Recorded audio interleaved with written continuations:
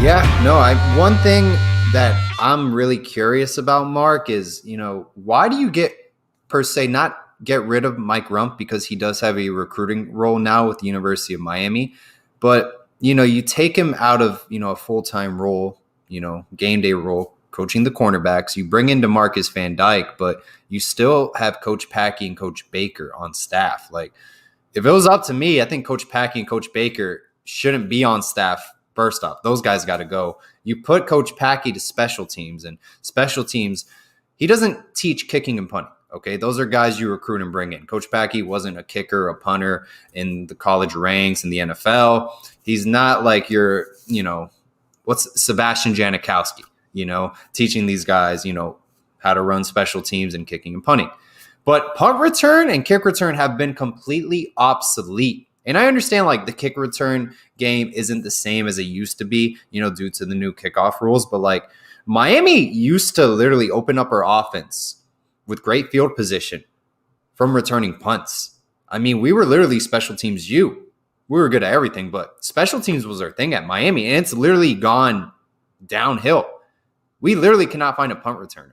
We had KJ Osborne come in like midway through the season, I think in 2019, and he actually did a solid job. But, before that in this season, I mean, it's a tough task we've been dealt with trying to find a punt returner. And ultimately, I don't know why Coach Patke's still on staff or Coach Baker. And he still has the title as defensive coordinator, undeservedly so. But, if we're going to get rid of Mike Rumph, you got to get rid of those two guys. Yeah, so let's get to that situation with Blake Baker, because I find this intriguing. So here's my take on it. The last time we had you on, you certainly made your opinion known about the performance of Blake Baker, and it falls in line with just about everybody else's that's credible.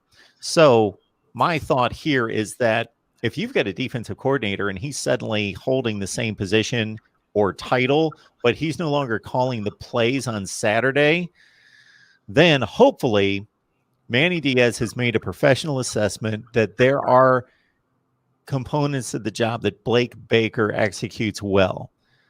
Maybe the game planning, maybe a lot of detail, maybe in terms of studying the game film and coming up with concepts, whatever it is, that there are a number of things that he does well, but actually calling the shots on Saturday is not his strength. So we keep this guy around.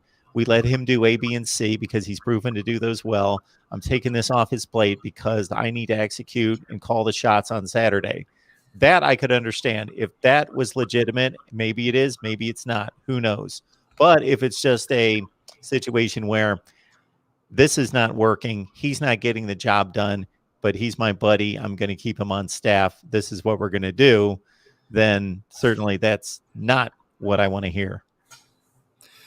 Yeah, no, I think ultimately, Manny Diaz is betting on himself. It is quite alarming. He doesn't want to get rid of, his buddy. I think Blake Baker was a graduate assistant at Texas during his 1 year there, Manny Diaz. I could be wrong on that, but I know for a fact he was a graduate assistant with Manny Diaz and worked through the ranks. And, they meet again at the University of Miami. Coach Patke as well kind of has a similar story of Coach Manny Diaz, was promoted by Coach Manny Diaz to take on the outside linebackers role and have a role with special teams as well. So, these are guys who are, kind of go through that underdog stage in the college football ranks per se. They don't have that NFL background, that college football coaching tree, those resources. They didn't play under a major head football coach per se. They don't have those connections. So, they had to work their way, through the college football ranks and under Manny Diaz. So these are his guys. And ultimately, Mark, I don't get what it is at Miami. Like, you can't fire